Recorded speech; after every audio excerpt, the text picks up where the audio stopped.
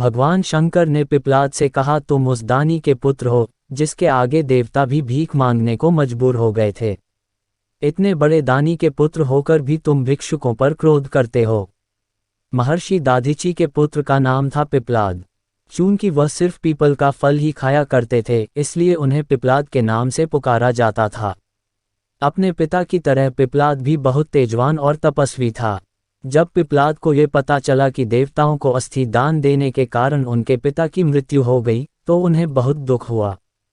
आग बबूला होकर उन्होंने देवताओं से बदला लेने का निश्चय किया। यही सोचकर वह शंकर भगवान को खुश करने के लिए उनकी तपस्या करने लगा। उनकी तपस्या से अंततः शंकर भगवान खुश हुए और पिपलाद से वरदान मांगने को कहा। पिपलाद ने भगवान से प्रार्थना की, हे आशुतोष, मुझे ऐसी शक्ति दो जिससे मैं देवताओं से अपने पिता की मृत्यु का बदला ले सकूं। भगवान शंकर तथास्तु कहकर अंतर्ध्यान हो गए। उनके अंतर्ध्यान होने के तुरंत बाद वहां एक काली कलूटी लाल लाल आंखों वाली राक्षसी प्रकट हुई। उसने पिपलाद से पूछा, स्वामी आज्ञा दीजिए, मुझे क्या करना है?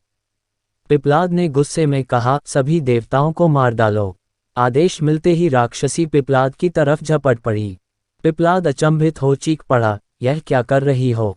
इस पर राक्षसी ने कहा, स्वामी अभी अभी आपने ही तो मुझे आदेश दिया है कि सभी देवताओं को मार डालो।